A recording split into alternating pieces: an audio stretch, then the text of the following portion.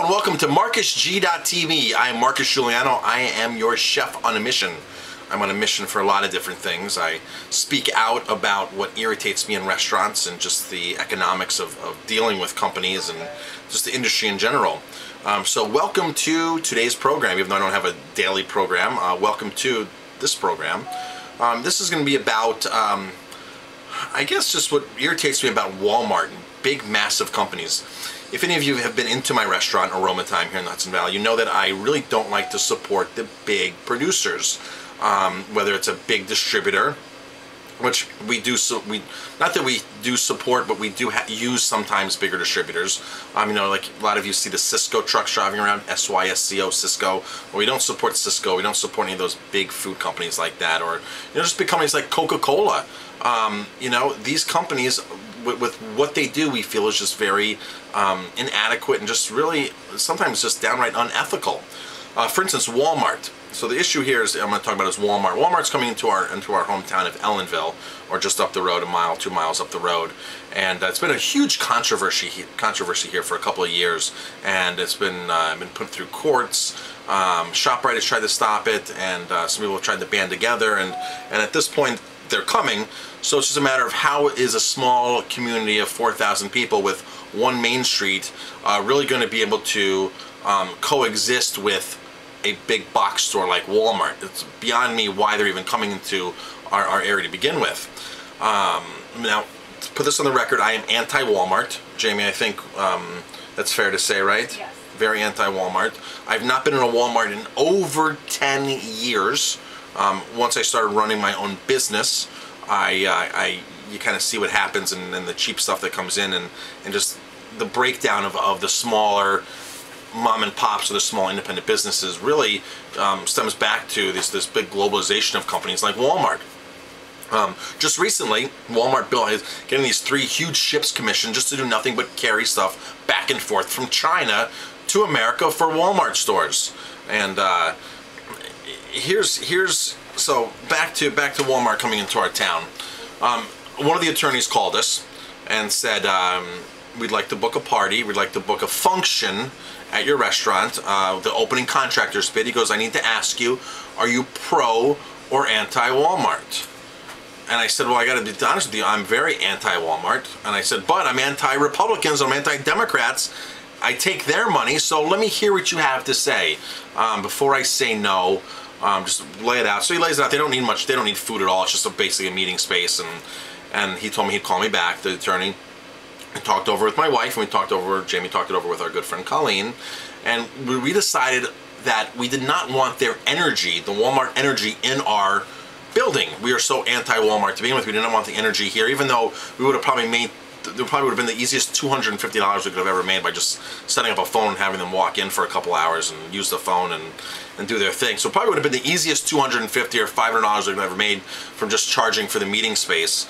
But we decided not to do it. Now here's the good news. Walmart decided to go with somebody else. So when they called us back, we never had to really negotiate or actually break it down, break it to them. They actually said, you know what, we are going to go. We did find a place to do it. They didn't say where, and we said thank goodness, because it would have been, we felt, a lot of controversy for us, right, Jamie? Yes. If we would have taken Walmart's money. But the question is, what are some of these stores in our town going to do when the contractors come in and start purchasing lunch, start purchasing other things? Are these other stores going to feel that same way and turn away their money, or are they just going to say, oh, money's money at this point? So it's a really interesting question.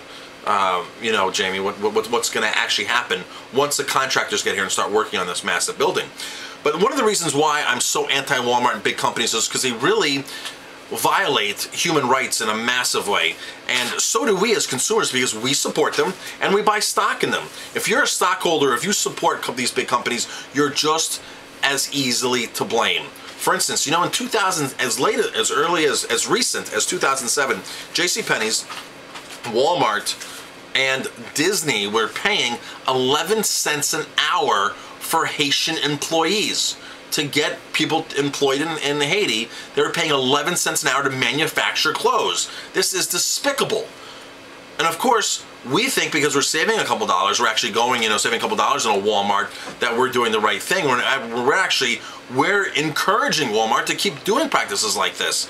And I've got to be honest with you, it's our fault just as much as it is Walmart's fault. And if you own stock in these companies, then you need to really do your research and find out what these companies are actually doing and saying just how much money can I just quickly make off of the misfortune of other people's, because that's what that really is. 11 cents an hour is a massive misfortune to people in Haiti to start working. Now, granted, they might not have jobs to begin with, but I got to tell you, these companies do not care about us. They don't care about the Haitians. They don't care about the Chinese.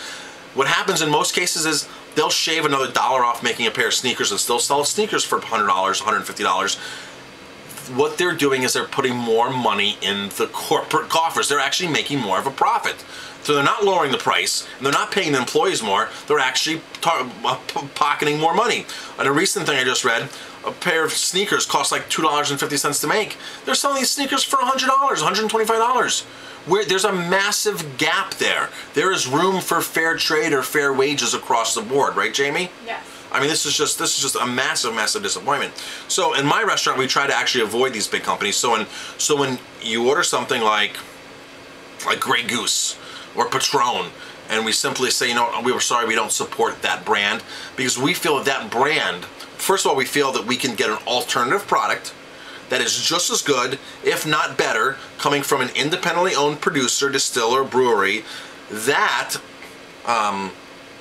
we know where it's going, that we can actually avoid those bigger products. Now, sometimes people are going to want a Jack Daniels and Coke, and it's just so hard to break people this. We do have other options, but it's just so hard to break. So when you come to our restaurant, that's what you're really prepared for. You're prepared to get a learning experience and making sure that your dollar goes towards actual people, persons, not some huge conglomerate with a multi-million-dollar ad campaign.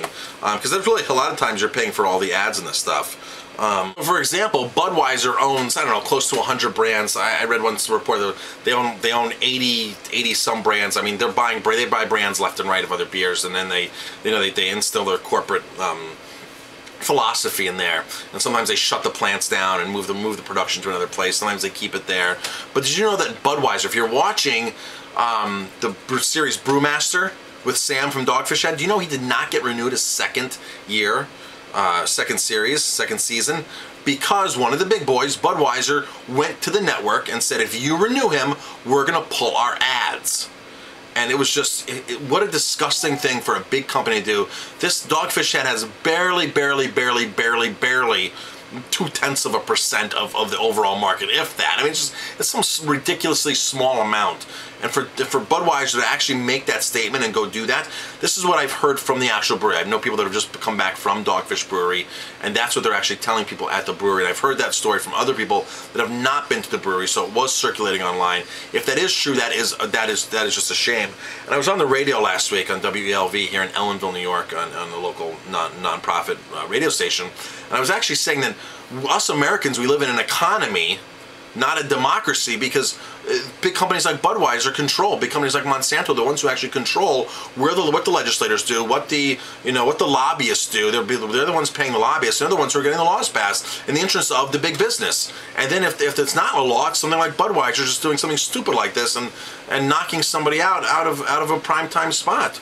So that's just me ranting on Walmart and other big businesses and Chinese production.